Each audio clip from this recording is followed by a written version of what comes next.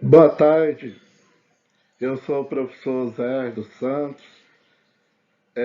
Estou gravando aqui um conteúdo da primeira oficina de manejo e conservação de solo e água, que foi ministrado no dia 18 de junho, das 7 às 9 horas, para estudantes do IFMT. O assunto manejo e conservação do solo e da água. Vamos fazer uma abordagem totalmente atual. E por isso, se nós falamos de atualidade, vamos colocar o solo e a água como instrumento estratégico para novos dilemas ambientais e econômicos. Se vocês perceberem nesse momento, o Brasil, que detém 12% de toda a reserva de água doce do mundo, vive uma dicotomia. Se você for no norte, você irá observar que o rio Solimões, em Manaus, o rio Amazonas está ocorrendo nesse instante a maior cheia de todos os tempos. E por outro lado, é comum você ouvir que nós estamos diante de uma grande crise hídrica e essa crise pode afetar aí a geração de eletricidade e atingir todos os brasileiros. E você pode questionar por que está acontecendo isso. Há muitas explicações, como mudança climática, como o, o desmatamento, como o fenômeno Lanina. Existem explicações para essa dicotomia. Mas, ainda falando da atualidade, no dia 18 foi estampado no Diário de Cuiabá que a Baía de Ciamariás, Chacoroé, que fica no município de Barão do Melgaço, aqui no Mato Grosso, estava passando em pleno período das águas, estava, estava com problema de seca. Aqui no Mato Grosso, no norte, é muito comum o pessoal associar o período de verão como se fosse a estação de inverno. Então, o período de seca aqui no norte, o pessoal fala ao verão. O verão está associado ao período seco. E quando tem o inverno, está associado ao período chuvoso, mas na verdade é a estação chuvosa. Então, esse caso da Baía de Chacoroé e Cia Mariana foi uma ação humana. Então, o poder público municipal construiu uma estrada e essa estrada bloqueou muitos afluentes dessas baías, que o pessoal chama na região de chouriço. Então, esses chouriços veio de água, foram bloqueados pela estrada e assim provocou essa seca. Mas não só esse fenômeno, também muitas pequenas propriedades fazem canais, fazem represa nos canais de água e assim diminui a vazão de água que chega à bacia. Mas isso foi já contornado em parte, mas é uma ação antrópica visível aí que afeta diretamente a dinâmica da água na bacia. Ou continuando sobre a questão da atualidade, quando falamos em água no Brasil, logo vem à nossa mente a Catarata de Iguaçu. Aí você tem três imagens que simbolizam momentos distintos. Você observa aí no pleno período das águas, no pleno verão, no janeiro, fevereiro, as cataratas aí sendo soberanas na sua vazão e provocando esse fenômeno maravilhoso. Mas agora, atualmente, do teu lado direito, você vai ver aí essa catarata aí com pouca vazão, que forma uma paisagem totalmente contrária àquela do seu esplendor hídrico. E outra imagem aqui você vê a imagem do reservatório de Cantareira. Então você observa que num país que contém 12% da reserva de água doce do mundo, a seca, a escassez e a abundância estão presentes. Para isso, durante o seminário oficina, que ocorreu no dia 18, nós procuramos debater isso numa visão econômica, aí colocando o solo e a água como estratégia econômica para os dias futuros e promover o desenvolvimento sustentável. Esse gráfico aí, sabemos que 70% da superfície da Terra é coberta por água. No entanto, esse volume, que é estimado aí em torno de 1.380 quilômetros cúbicos, que pouco se variou nos últimos 500 anos, desse volume, 97,5% é de água salgada. E a água salgada, ela não serve para o abastecimento humano e nem para atender a necessidade dos animais. Então, o que resta para os ecossistemas terrestres e para os seres humanos? 2,5% dessa água, que é a proporção de água doce. Mas temos que entender que mesmo que tenha essa quantidade que é mínima, só cerca de quase 68,9% estão nas calotas polares e nas geleiras, ou seja, não está disponível diretamente para o homem, e caso tivesse disponível, precisaria de muita energia para acontecer o desgelo. Então, por que essa observação, professor? Gastar energia. Uma coisa é você descongelar essa água na temperatura nossa aqui de clima tropical. Outra coisa é você nas temperaturas aí do Ártico. Então, dá para perceber aí que precisamos de energia. Parte dessa água também expressiva, quase 30%, 29,9% da água é subterrânea. E agora para nós tem disponível somente 0,3% de rios e lagos, ou outro tipo de reservatório. Então vocês perceberam que a água é um bem precioso para os seres humanos. Perceberam que, mesmo o Brasil, tendo a disponibilidade de água pelas ações antrópicas e por mudança que pode ser climática ou fenômeno lanina, alguma coisa está acontecendo. E essa alguma coisa que está acontecendo, vamos abordar aqui, foi abordado no seminário, na oficina.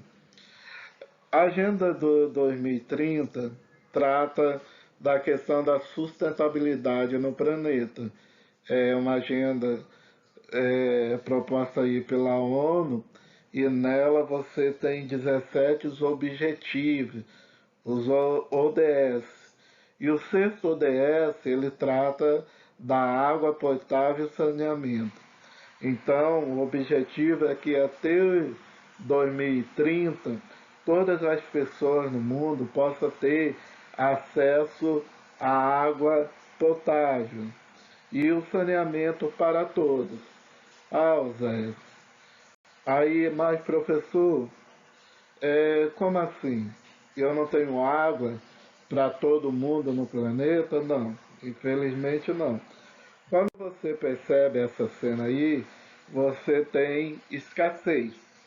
Tanto a escassez quantitativa, que você vê algumas imagens na base desse slide, você tem tanta escassez de água, como você quantitativa, porque falta água na região, e tem a escassez qualitativa. Então, apesar que nós temos poucas água, o homem ainda trata muito mal seus recursos hídricos. Outra imagem que vamos observar é essa daqui. Então, um exemplo aí é o rio Tietê. Você tem água, atravessa todo São Paulo, mas quando vem um período de seca, o pessoal ouve o volume morto, o nível dos reservatórios, do Cantareira, o que está acontecendo, está o maior o nível mais baixo da série histórica, mas tem água.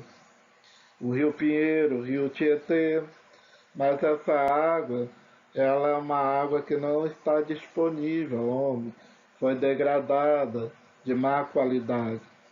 Mas não é somente a água doce que corre os perigos. Nós também temos aqui a questão das águas salgadas. Então, muito lixo estão aí sendo despejados, milhares de toneladas despejadas nos oceanos, que isso também compromete toda a vida marinha.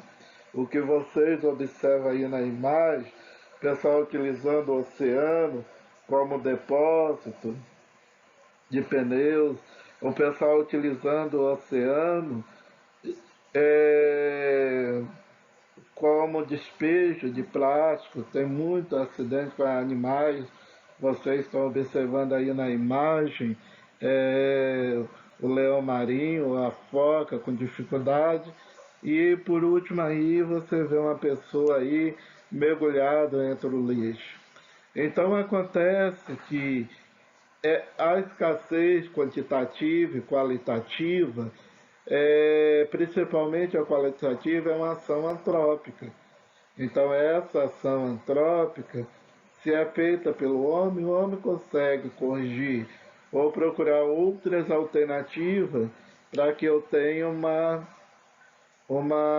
para que eu tenha uma opção, para que eu tenha diferentes modos, diferentes alternativas para explorar o meio ambiente. Então, continuando sobre a questão da água, não só no Brasil, mas também no mundo, mas a nossa referência aqui, o Brasil, você observar entre todas as atividades apresentadas aí, quem consome maior volume de água são as práticas agrícolas.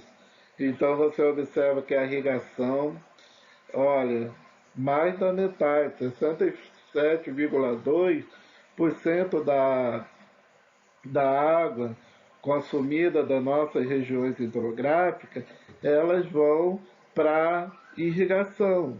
Elas vão para irrigação. E acontece o seguinte, outra questão que acontece são as indústrias, são as termoelétricas, o abastecimento urbano são responsáveis por esse consumo. Mas, observam bem, a irrigação, abastecimento animal, ajuntando os dois, dá quase 80%. Ajuntando o abastecimento rural, dá praticamente 80% da água consumida. Durante o seminário foi feita essa observação. O que os países de fora compra do Brasil? Ah, compra commodities agrícolas, mas para produzir essas commodities precisa de água. E aí, estamos comprando o produto ou estamos comprando água em forma de produto? Então vocês observam que se eu tenho seca, se o meu apelo é para o setor rural, para o agronegócio, ou geração de energia através das termoelétricas, então você observa que você vai começar a observar que existem conflitos, conflito pelas águas. Há uma reportagem da matéria Veja, que foi reportagem de capa, que associava que as guerras do futuro vão estar relacionadas com o quê? Vão estar relacionadas com a água. Então, quando você vê o tempo histórico, desde o tempo bíblico, falando muitas vezes sobre o poço de água sendo referência para narrar uma determinada história, essa questão da água, ela é desde a antiguidade os conflitos. Atualmente, o Rio Colorado é um dos rios mais judicializados no mundo. A questão da Etiópia e do Nilo, sobre a decisão do Egito construir uma barragem no Nilo, isso daí provocou conflitos internacionais. A questão do Oriente Médio, o Rio Jordão no centro da discussão aí, quem controla, controla a água. E aqui no Brasil, quando você observa essa imagem aí, você vai observar que os maiores conflitos sobre a água estão na região Nordeste. Em parte, justificaria ou explicando porque é uma região semiárida, onde eu tenho problema com escassez quantitativa. Mas, por outro lado, quando você observa que há conflito na Amazônia, como assim? Há conflito no Centro-Oeste, como assim? O Centro-Oeste é considerado como o berço das águas aqui na América do Sul, não só do Brasil. Então você observa o seguinte, é, o uso da água, como essa água é usada, você consegue compreender.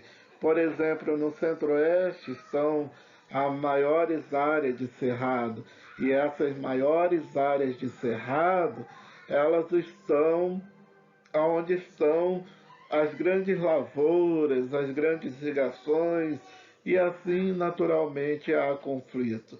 Então, acontecendo isso, outro ponto é de observar que a região norte e centro-oeste, a região norte e centro-oeste, elas detêm praticamente 80% da água disponível aí, 80, em torno de 70, 80% da água disponível no Brasil. Mas a densidade populacional está na região sul, sudeste e nordeste. Então, analisando o território, essa água não está disponível por igual. Então, observando aqui, olha o interessante, que em 2019, de 2018 a 2019, os conflitos pela água no Brasil praticamente mudou. Isso, se a gente fosse fazer uma análise mais profunda, estaria associado com a política adotada aí a política adotada pelo atual governo. Então, continuando, quem que causa conflito por água no Brasil? Nós temos a mineração, temos exemplo de Brumadinho, de Mariana, o pessoal utilizando as barragens de rejeito de produto, subproduto da mineralização. É empresário, há conflito entre empresários? Sim, porque a principal fonte de água, a principal matéria-prima é a água.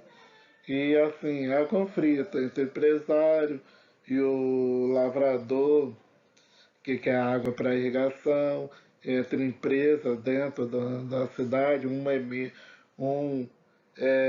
polui mais, outro polui menos e assim por diante.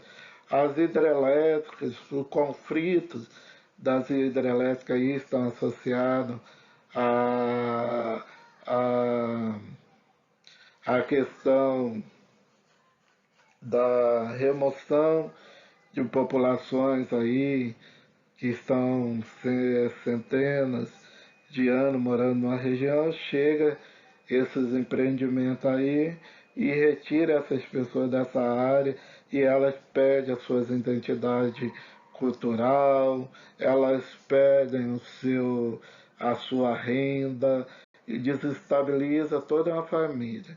O governo federal, pelos interesses deles, fazendeiro e assim por diante. Mas uma coisa interessante que no debate do dia 18 foi colocado o solo. Então o tema é solo e água como alternativa econômica. Então como que o solo e a água podem ser colocados nesse meio do processo? Então para a gente que é das ciências agrárias, nós sabemos que você precisa de 5 coisas para você ter o solo. Então você precisa de material de origem, precisa de micro-organismo, precisa de relevo, precisa de tempo. E assim, esses agentes atuando, e o tempo, e esses agentes atuando, vai decompor essa rocha pelo fenômeno que nós chamamos de intemperismo, e você vai ter todo o solo com seus horizontes, o seu perfil formado. E essa transição do solo primitivo, solo médio e solo maduro. Então, como é a ação do intemperismo e até a formação do solo, o solo ele tem um conceito muito simples de definição. O solo seria uma mistura de material orgânico e material mineral, substância mineral orgânica. E esse solo ele serve de sustentação mecânica para a planta. Além de sustentação mecânica, ele serve também como fonte de nutriente, água e ar. Então, praticamente, essa imagem ilustra esse solo. Só que esse solo é, ele é importante para o processo produtivo no Brasil. Mas antes de falar dos processos produtivos, é, devemos entender que o solo é um sistema trifásico, que 50% dele é formado de material sólido, então de minerais e matéria orgânica. Tá. E os outros 50% é formado de ar e água. E aonde estão localizadas essas duas substâncias, o ar e a água? Estão localizados nos poros. Então, o solo ele tem porosidade, que são classificados em macro, microporos e assim por diante. Aí acontece o interessante que, através desse entendimento da composição do solo, é que vamos entender um pouco a relação com a água. Então, o que vocês estão vendo é uma lavoura de soja, e você está vendo aí erosões classificadas como laminares, ou a primeira pode até chegar ao nível de ser classificado erosão em sulco, mas o que você percebe é que há uma arraste de sedimento, de partículas. Então nós temos arraste de solo, de material que foi corrigido, que a acidez foi controlada, você arraste de minerais e assim por diante. Então esses sedimentos são todos carreados para onde? Para as fontes d'água. Então, além de provocar prejuízo para os produtores, esses materiais, esses sedimentos vão para onde? Vão para as fontes de água. Mas também durante a oficina nós tivemos um grande debate aí para explicar que a erosão é um fenômeno natural que acontece na natureza. Mas o que o homem fez? Ele intensificou esse processo, ele potencializou. Ele potencializou de tal forma que nós hoje temos aí os assoreamentos dos rios. Aí que começa uma explicação. Esses assoreamentos dos rios, que um pouco o pessoal ouve falar, mas está associado à questão da diminuição do volume de água no reservatório. Também outra discussão que foi feita na oficina é que esses reservatórios eles possuem vida útil. Então, eles são criados e eles têm uma vida útil calculada. Por quê? Porque há um fenômeno de retenção de sedimento. E na medida que está tendo erosão nas lavouras, esse sedimento começa a assorear os rios. E isso impacta diretamente na produção de energia elétrica, que impacta na produção, na geração de renda. Então, só que esse fenômeno ele não acontece por acaso. Na medida que vai aumentando o chamado agronegócio, as lavouras tecnificadas, a busca pelo lucro, a busca pela precisão, você começa a observar que o aumento do tráfego das máquinas na lavoura. Então, esse aumento de muita máquina, elas começam o quê? Compactar o solo. Então, a densidade do solo aumenta, ou seja, diminui a questão dos poros. E essa prática fazendo no período que o solo está bastante saturado, isso daí provoca a compactação. Na imagem vocês veem, observa até um sistema radicular em uma situação de não compactação e outra de compactação, você observa. E essa compactação não só foi mal feita pelas máquinas, mas também pelo gado. Isso daí acontece o quê? Provoca a diminuição da taxa de infiltração no solo. E diminuindo a taxa de infiltração no solo, aumenta o carreamento de sedimento para as fontes d'água e provocando assim as erosões. Tem como impedir isso? Tem. É só você usar práticas conservacionistas, práticas aí mecânicas, edáficas, prática associada para você cuidar do seu solo. Então, plantio em nível é um exemplo que eu coloco aí, coloquei para no dia da oficina, e também o plantio direto.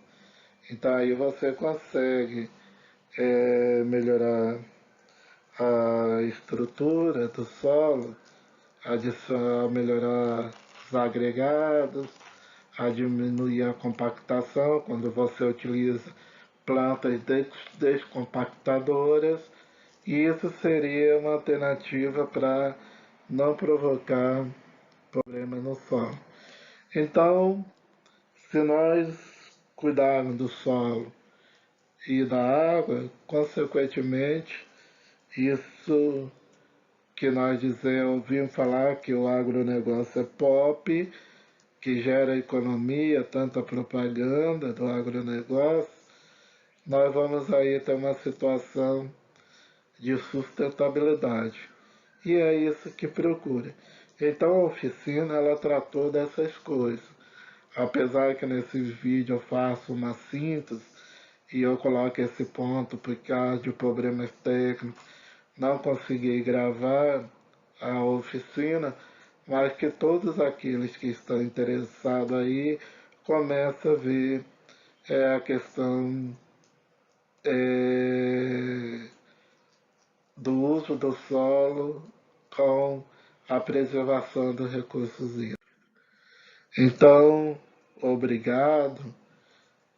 Se você assistiu, sou professor do Instituto Federal Campus Bela Vista.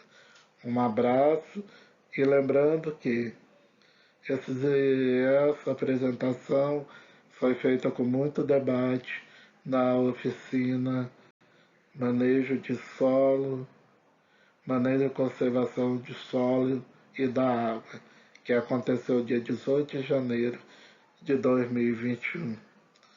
Até a todos, um abraço.